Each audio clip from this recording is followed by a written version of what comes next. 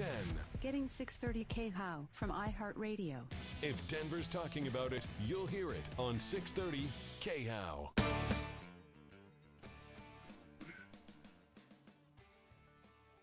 Now, I don't know this for a fact, but given the range of schools that were closed yesterday, from Douglas County, at least on the south side, basically all the way up to the Wyoming border, Weld County was closed, and almost everything in between.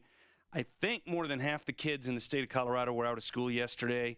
And, of course, a lot of other aspects to what went on yesterday. And I thought it would be very appropriate, putting aside any other stuff, right, to just have a conversation with the governor of the state of Colorado, Jared Polis, who joins us on our VIP line, just to reflect a little bit on the last 24 to 36 hours. Jared, good morning. Thanks for doing this. What are you thinking about right now?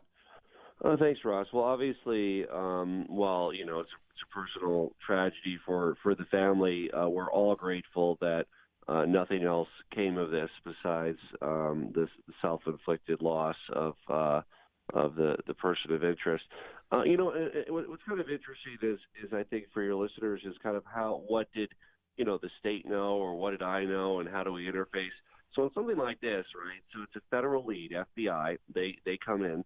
They interface with us, being Colorado, two ways. One is the sheriffs. This was mostly the Jeffco sheriff. Other sheriffs were updated. And then our director of public safety, who I appointed, it's a fellow by the name of Stan Hilke. He's a former Mesa County sheriff. We run the Colorado Bureau of Investigations, the state troopers.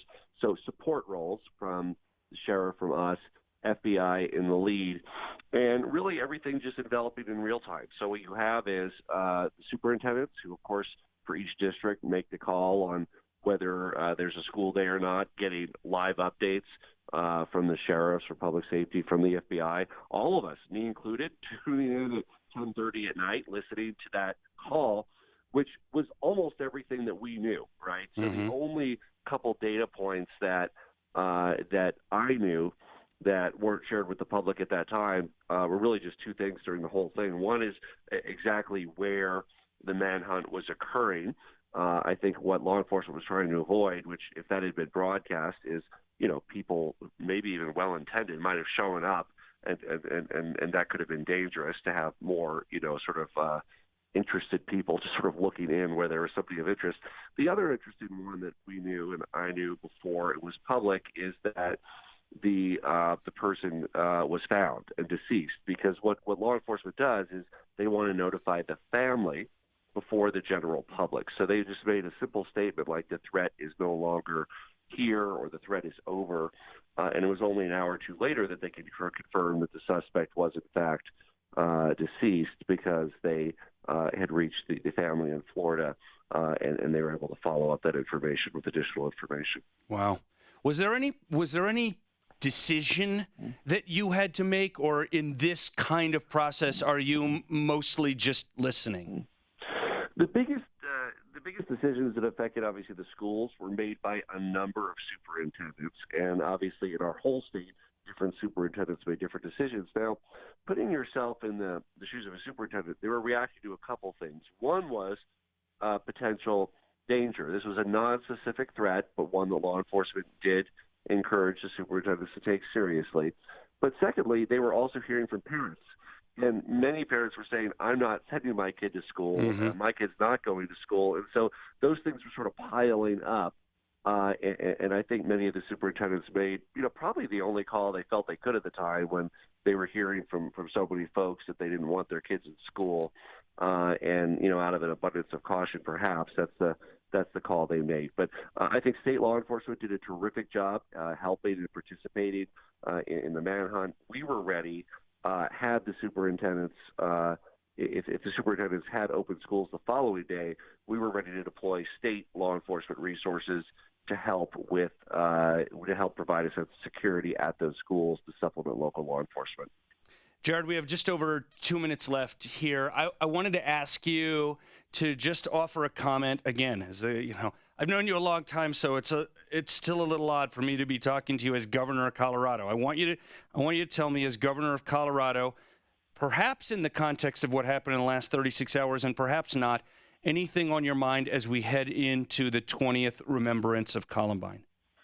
Well, look, I mean, in many ways, I think it's the same thing that many of us get out of this most recent, potential threat, as well as Columbine. It's just one of those times where we all hold our kids a little closer. We appreciate what we have, friends and family. We know how precious life is. Whether it could be a horrific event like Columbine, it could be a car crash or a disease. I mean, none of us know how long we're going to be here, and it just showed really the biggest lesson is just show love for your friends and family and appreciate what you have every day. And I think that's really the reflection from the last 36 hours as well as the next couple of days. Governor Jared Polis, I know you're super busy. Thank you for making time for us this morning. I appreciate it. Thank you, Ross. Take care. Okay. There was a piece in the Denver Post yesterday. I want to just mention this to you briefly. I'll probably come back to it after a few minutes. But the headline is, some polls show parents' growing fears of dangers at school. Subhead, about 2 in 10 parents are not at all confident or not very confident in their child's safety while at school. And this is actually something that we're going to be talking to Jefferson County Sheriff Jeff Schrader about just over half an hour. Let's call it 40 minutes from now. Because one of the things that he said yesterday in a press conference, I saw Jeff along with the head of Jeffco Schools and the head of security for Jeffco Schools. And also Frank DeAngelis was there at this press conference, the gentleman who was the principal of Columbine at the time of the terrible event 20 years ago. And one of the things that Jeff said was that they see their goal not only as trying to prevent crime and stop crimes as they're happening, but also to get people to be less afraid.